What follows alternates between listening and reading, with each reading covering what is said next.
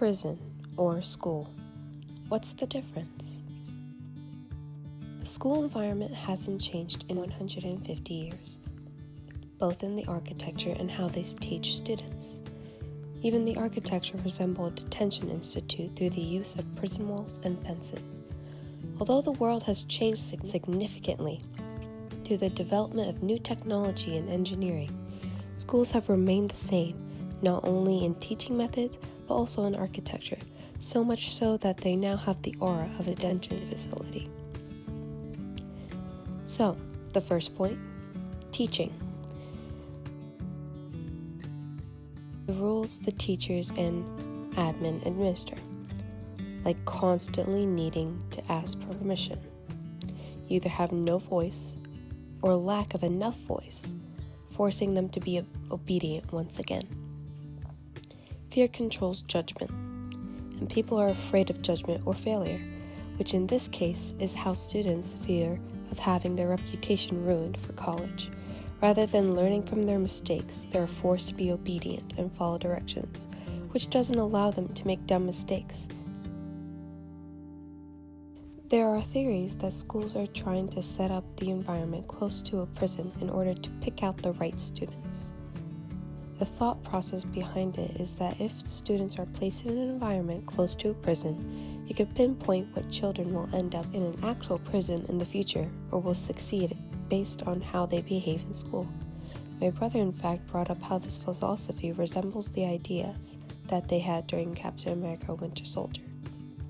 The way students have been learning also has not changed in the past 150 years. Although we have implemented technology, we are still using the same methods of education as we did long ago. If we look at an image between school now and 150 years ago, it will be the same. The only difference would be instead of a pencil, it's a keyboard, and instead of a blackboard, it's a Promethean board. Now to bring up one of the most important details ever about schools, and that's the fact that they architecturally resemble each other.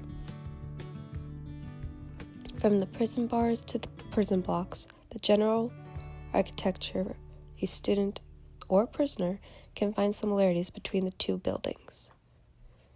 Another problem would be the lack of nature, color, and uniqueness. All those schools in Loudoun County are the same. There isn't much color in the schools, especially when you focus on the bland blocks that make up the schools.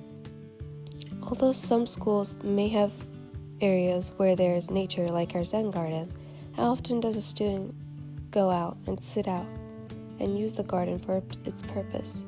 Students don't get to spend time outside of school for at least 15 minutes and have contact with nature, even if it's just for a breath of fresh air.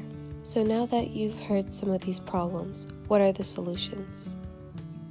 Well, first off, we can change how we perceive school as a prison, starting with the teaching aspects, like implement more creative methods to learn.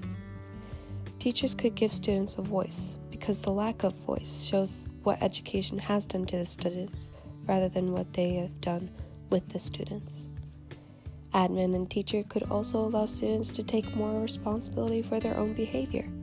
The students need to be given responsibility because if they want to learn how to make decisions, it's by making the decisions, not following directions, because you learn more from following than watching your step.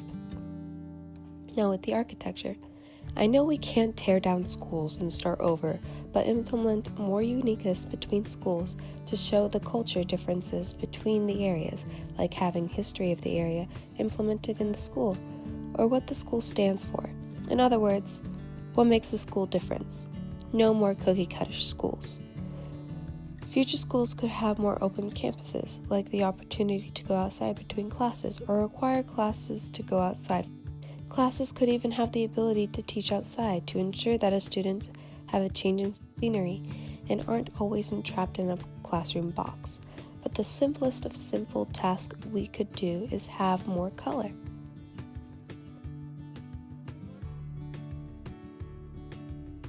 Although these changes could change how individuals could see schools as prisons, teachers and administrators need to remember that they are not told to treat their work environment as detention centers for delinquents.